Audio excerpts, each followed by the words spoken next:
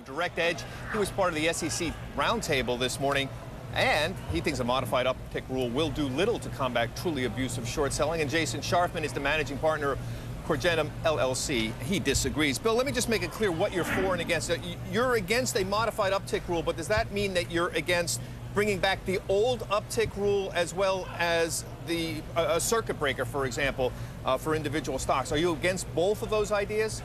Yes, I am. I think the concern from investors is real, but we really have to focus on what the right remedy is. And a broad interference in how short sales are executed, many of which happen as part of fundamentally long or market-neutral strategies, could drive a lot of liquidity out of the market, which would effectively impose a silent tax on all investors through wider spreads when you're getting into or out of a trade. We think the SEC is in many ways already taking many of the right approaches, requiring greater disclosure of money manager positions, not only short common stock, but in derivatives, credit default swaps and the like, and as well as tightening up the rules around naked shorting for the location, borrow, and delivery. That's done a lot already to combat the truly abusive conduct, which makes a lot more sense than just taking a broad approach that would impact the market wide. Jason, what about that? I thought it was interesting this morning that Mary Shapiro noted that there was no empirical evidence that eliminating the short sale rule was responsible for the volatility that we saw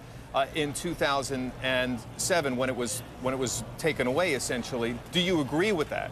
I do agree with that. There's no empirical data from a purely academic perspective, but you really have to look at it from both a academic as well as a psychological perspective. What you have is sort of an imbalance in the sense that high-frequency volume trading has really gone off track and caused a number of abuses, which require broad regulation to balance it the other way. So I think in addition to the academic perspectives, which is backward-looking, you also need to look forward and look how this will really repair the financial system going forward. So Jason, what do you think needs to be done, if anything? What specific uptick rule would you support bringing back? I would support both either a circuit breaker approach at, I believe, the 10% limit they're discussing, or either the bid test approach, which would effectively curtail a lot of the bear raids, pinning down of short selling that has occurred, which frankly has resulted in a general disdain among the average investor in participating in short selling. And just so the viewers are clear, a circuit breaker, Jason, would ban or restrict short selling in an individual stock if it dropped a certain percentage. You said 3%. I've heard as much as 10%, though. Yeah, I think that people are still discussing really what that effective limit should be, and I think that would be an area where academicians could add some perspective.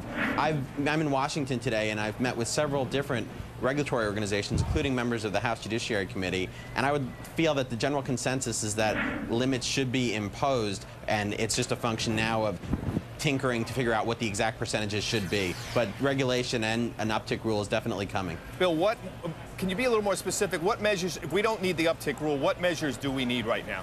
Well, I'm concerned, right? I'm concerned that methods like a circuit breaker could actually drive stocks to that price when they're near it, the so-called magnet effect. It could attach a stigma to an issuer that's reaching that threshold. What we need to do is, rather than things that affect every trade or potentially every trade in the market, we need to focus on people who have abused the system, people who are selling securities short that they haven't made any borrow of, that are playing in multiple instruments simultaneously, so it's very hard for enforcement officials to really understand their true financial motivation when they're taking action in the market. And so by making sure the regulators have the information they need for a roadmap to prosecuting abusers, as well as making it hard for them operationally to get those strategies effective, it's a lot better than, because remember, the market's an ecosystem, right, which is a function of the participants, the rules, and the prices. No one likes to get stung by a bee, but you can't kill all the bees in response to anger over that, Bill, and then wonder why the flowers stop. Bill, I hate to be a nudge about it, but they're going to do something. Forget about whether it's empirical evidence or not, and I agree with you on a lot of your points. They're going to do something. If they did something, what would you like to see? Well, one, I think the SEC is taking exactly the right approach that they should. They're being very deliberate. They're not giving in to the passions of any moment. And by looking at a variety of tools, both trading and non-trading related, I think ultimately we're going to get to the right outcome, which has minimal impact on market operation. Okay, gentlemen, thanks very much. Enjoyed talking with you. Bill O'Brien and